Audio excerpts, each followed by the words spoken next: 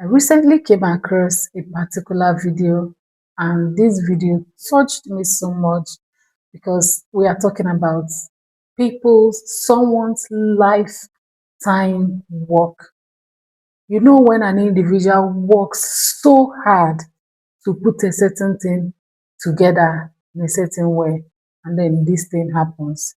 Watch this video because at the end of this video, I'm going to tell you one or two things that can help you to not find yourself in this particular shoe. And that is the reason why we all need to be very, very careful and pay attention to the decisions we are making in areas that concern this particular topic. Watch this video. As I'm talking to you now, I'm actually thinking of counting my losses, packing my load and going back and tearing the Nigerian passports.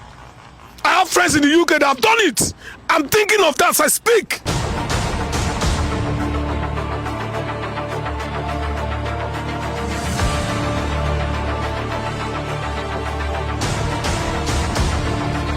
I heard rumors about a week ago that they were coming to claim this land from nowhere. Nobody gave me any notification.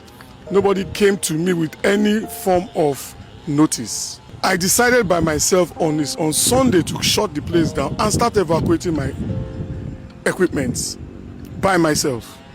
On Monday, I evacuated some things. Tuesday morning, I had welders here, I had carpenters here, I had masons here, I had people dismantling things. Around 12:01, around 12:01 in the afternoon, bulldozers just came. They saw people on the roof, taking out wood, welders working. They told them to come down and bulldoze the whole place to the ground. Nobody gave me notice. I took a loan from the UK, £75,000 to come and invest in Nigeria. You people say we should come back from diaspora to invest in Nigeria. I've never done one government contract. I don't know anybody in government. I'm not even interested. I came with money from the UK to invest here. So I have to deal with that loan now. 84 staff. 84! That's what I was feeding here. I built this place a year, 3 months ago exactly. That's when I built this place. It's painful. I stood there and I watched it go. Nobody cares. And you're telling me now to convince anybody to come from diaspora to invest in this country? Look at 84 people. What are they going to do? I have a choice. I will go back, count my losses, and find a way of sorting out the loan I took. But look at 84 families just from stopover. There's a place next to me called Barbados. There's Amalashita. There's RM's Dream. There was Hunters. There was Aris. These are all people that are employed. In this place alone, I'm not exaggerating, at least 300 people have been rendered jobless. When I watched this particular video, I felt really sad. I felt so heartbroken in my heart, and that can only imagine how this man himself is feeling. And we all can agree that if some persons watch this particular video that you and I have watched, they can also draw the same conclusion, which brings us to why we are talking about this particular issue right now. Abuja in its entirety is a very, very properly planned city. We have to also pay attention to the land administrations that guide this city. Now, why we all feel pity for this man, right? Why we understand his pain. The law is not a respecter of any man. The law does not respect you or the ignorance that you are working with, right? Because in Abuja, if a property is in an area or in a location where it's not supposed to be, the law is not going to excuse you for having a property there. Take, for example, you are putting up a commercial structure where the master plan clearly states that there should be a residential structure or that there's supposed to be a green area or a park. Because the master plan is the only official document that the FCT work with, they're not going to change the master plan because you did not know the law or that you did not follow the law. I'm trying to make a point here, right? And that is the reason why we should pay attention when we are making certain real estate investments, especially in Abuja, because Abuja is a location where the law, the act, and everything in between is being held very, very closely and actively. Now you have seen it for yourself. The law is not emotional.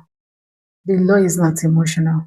And that is the reason why, if you're making investments in sensitive places like Abuja, you need to pay attention. I always say this, pay very close attention, understand the master plan, or work with professionals that understand the master plan. You've already heard that he's a diasporan, right? He doesn't live in Abuja. He probably doesn't even have any idea of the master plan and the conversations around that. He probably even got this location that he established his business with an agent on the streets that has no idea on the jurisdictions and the laws of real estate in this city. Now, not blaming him, right? But like we already established, the law does not excuse your ignorance. Let us not also forget that the government can override public interest when it comes to public infrastructure or government institutions. Take, for example, in a location where the government is supposed to put up roads, railways, parks, schools, and things in that area. The government is not going to say, okay, because you ignorantly bought a property and established something there, or you put up a residential structure there, that is not going to happen. These are the things that the master plan can explain to you. And you don't even necessarily have to go and study the master plan. That is why you have professionals like myself who will help you to guide you in making proper, safe, secured real estate investments in this city so you don't fall victims like we see every day on social media. You also heard him say that he is going to tell all his diaspora friends not to invest in Nigeria because Nigeria is not, according to him, a safe place for investors. And I need us to take note of this, right? Because the solution is not investing in Nigeria.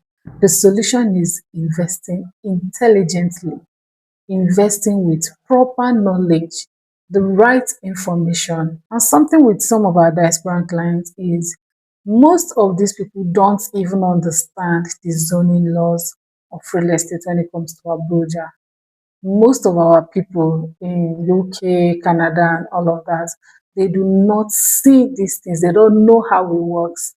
And then the best they can do is try to work with professionals, proper professionals that have the best information to help them make the best decisions as regards to their investment.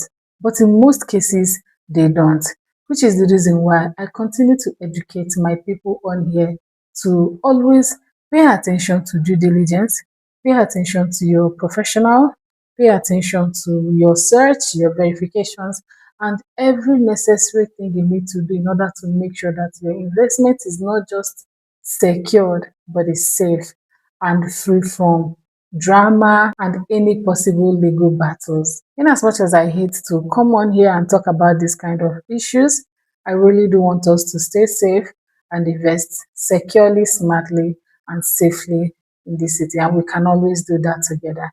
My name is Dora and I'm a real estate investment advisor located in the city of Abuja. He's committed to bringing you the best of real estate education and bringing you the best of real estate investment opportunities that exist in this city. Reach out to me with the number shown right on your screen, and I'll see you on the other side of worlds.